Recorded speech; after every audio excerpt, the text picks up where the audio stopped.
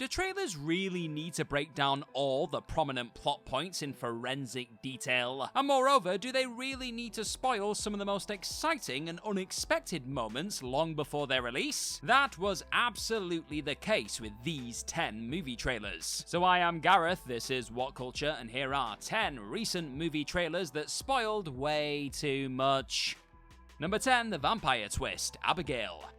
The marketing team behind horror flick Abigail was certainly put in a bit of a tough spot, because while selling a movie about a vampiric ballerina picking off a group of her degenerate kidnappers should have been easy, the film doesn't actually drop the whole vampire twist until midway through. But ultimately, the movie's trailers just spoiled it up front, ensuring that when audiences sat down to watch Abigail, they were left impatiently waiting almost a full hour to see the vampire mayhem kick off. A more creative marketing campaign would have simply focused on Abigail being something, but not revealing what that something actually was, in turn creating buzz and mystique heading towards the big reveal. But by just giving away the big surprise for free ahead of time, it actively worked against the filmmakers' efforts to make it a mid-film genre-bending shock in the vein of From Dusk Till Dawn. Given that the movie's title was changed from Dracula's daughter to Abigail during development, the creatives clearly didn't plan on it being spoiled pre-release. Yep, but the trailers had other ideas.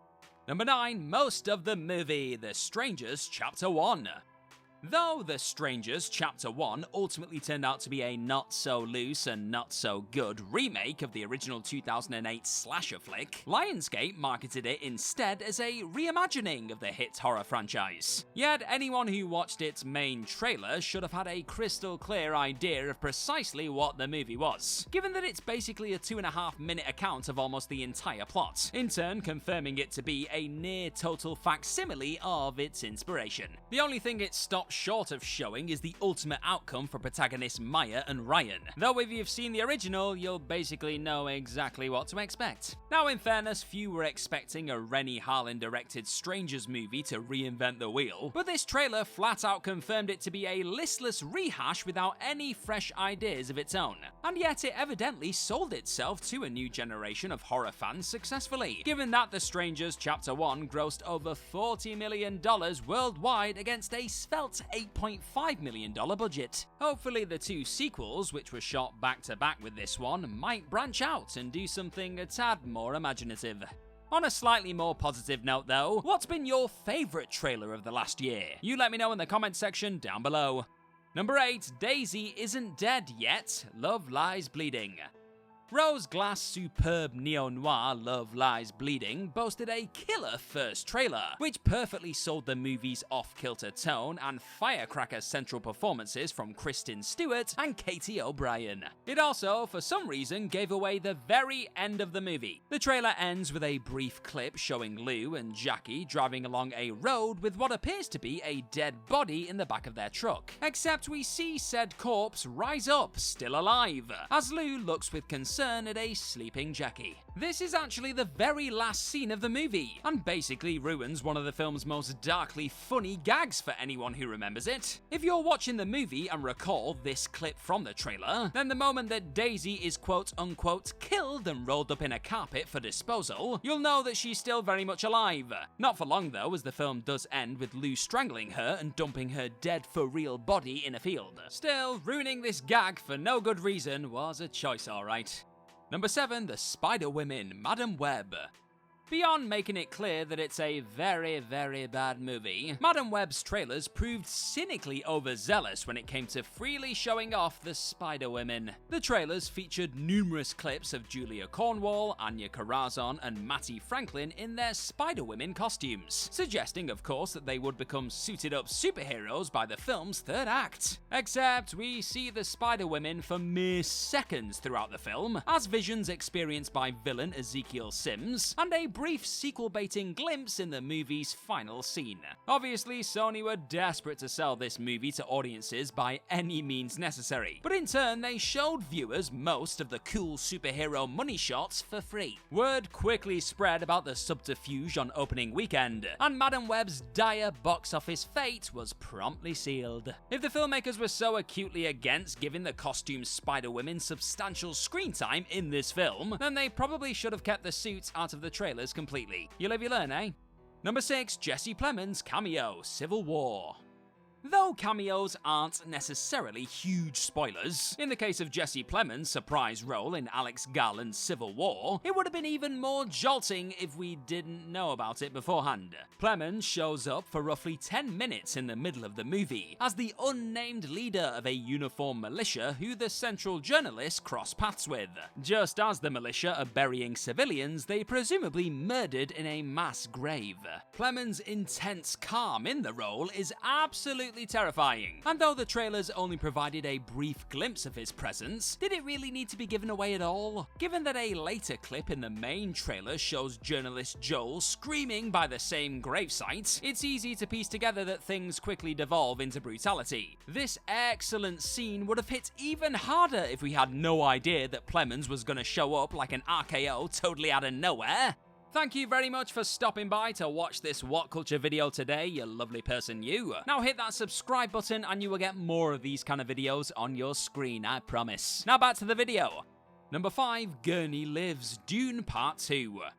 The first part of Denis Villeneuve's epic Dune adaptation saw Paul Atreides' mentor, Gurney Halleck, possibly maybe become a casualty of the ambush at the hands of the Harkonnen and Sardaukar legions. Now we don't see Gurney for the rest of the movie, suggesting that he has perished. And while fans of Frank Herbert's legendary tome will know that Gurney in fact survived, for the many millions new to the world of Dune, Gurney's return in Part 2 was certainly a surprise. Well, it would have been had the later trailers not straight up shown Gurney back from the dead, while Josh Brolin's name and mug were also plastered over all of the film's posters. It just seems a bit unnecessary to feature Brolin in the marketing at all, because as much as we love the guy, nobody's going to see Dune Part 2 just for him. What exactly is gained by depriving newcomers of experiencing this reveal untarnished? Nothing, I tells ya.